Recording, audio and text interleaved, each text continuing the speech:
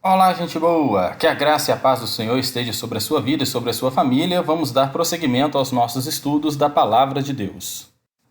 E o que é que tem na Bíblia? Vamos ver hoje, hein? O Evangelho de João. O Evangelho, segundo escreveu João, é assim subdividido. No capítulo 1, já começa falando do ministério de João Batista e o início do ministério de Jesus. No capítulo 3, a história de Jesus e Nicodemos. No capítulo 4, Jesus em Samaria.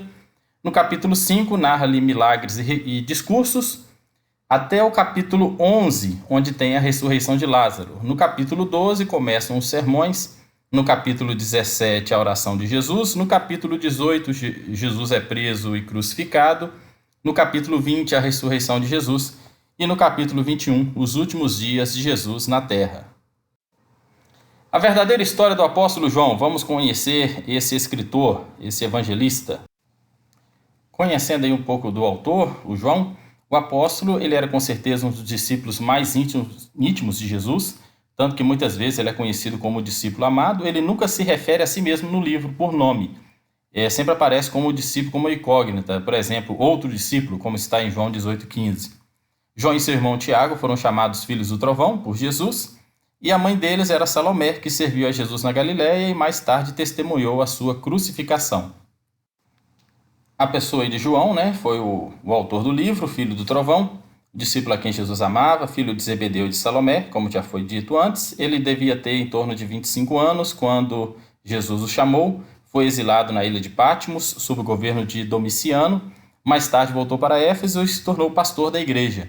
João escreveu quase uma geração depois dos outros evangelistas, entre os anos 80 e 100 depois de Cristo. No fim do primeiro século, quando todo o restante do Novo Testamento já estava pronto. O apóstolo também é conhecido como apóstolo do amor, né? Irmão do outro apóstolo Tiago, e Jesus chamou os dois de Boanerges, os filhos do trovão. Curiosidades aí do livro de João. Durante o período crescente da perseguição contra os cristãos, de crescente apostasia e disputas sobre a natureza de Jesus Cristo, o apóstolo João registrou seu testemunho do Salvador. Não sabemos exatamente quando ele escreveu esse livro, o Evangelho de João. Estima-se que tenha sido escrito entre 60 e 100 depois de Cristo. Os antigos escritores cristãos do segundo século presumiram que João escreveu esse livro em Efésios, na Ásia Menor, hoje Turquia, quando ele foi o pastor daquela igreja. Cerca de 92% do material contido no Evangelho de João não se encontra em nenhum outro relato dos evangelhos. Isso se deve provavelmente ao fato que o público-alvo de João, que é os membros da igreja, né, que já tinham entendimento sobre Jesus, eram incontestavelmente diferente do público-alvo de Mateus, Marcos e Lucas. Eram mais um evangelho para evangelização, para divulgar Jesus. E o Evangelho de João era para contar algumas histórias e uns ensinamentos para a própria igreja. Dos 7 milagres relatados por João, 5 não foram registrados em nenhum outro evangelho. Enquanto Mateus, Marcos e Lucas dão muitas informações sobre o ministério de Jesus na Galiléia, João registra muitos acontecimentos ocorridos na Judéia. João enfatizou a divindade de Jesus como Filho de Deus, registrou mais de 100 referências de Jesus ao seu Pai, com mais de 20 referências somente em João 14. João escreveu conforme um plano e padrão diferentes dos demais, né? O Evangelho traz menos episódios se comparado aos outros. São pouquíssimas citações de milagres, de parábolas. Dos vários milagres, ele selecionou certos sinais que mostram claramente quem Jesus é. Ele registrou principalmente o que Jesus disse, em especial sobre si mesmo, no estilo diferente de Mateus, o outro evangelho que se concentra nas afirmações de Jesus. Ele não incluiu parábolas, mas nos dá as grandes afirmações de Jesus iniciadas como eu sou. João pode ter sido o primo de Jesus, sendo Salomé a mãe dele, irmã de Maria, né?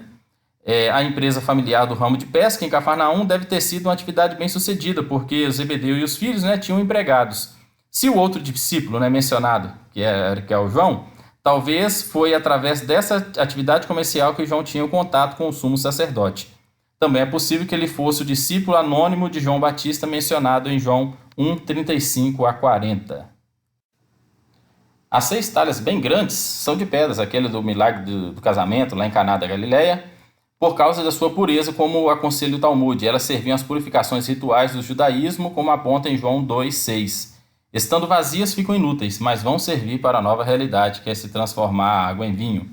João não era acostumado a se citar no Evangelho. Em geral, ele se chamava de discípulo a quem Jesus amava, outras vezes como um dos filhos de Zebedeu. João esteve presente em vários momentos com Jesus. Em geral, ele, juntamente com Pedro e Tiago, eram mais próximos. Eles estiveram presentes nos grandes momentos, como a ressurreição da filha de Jairo, na transfiguração e na vigília do Getsêmani.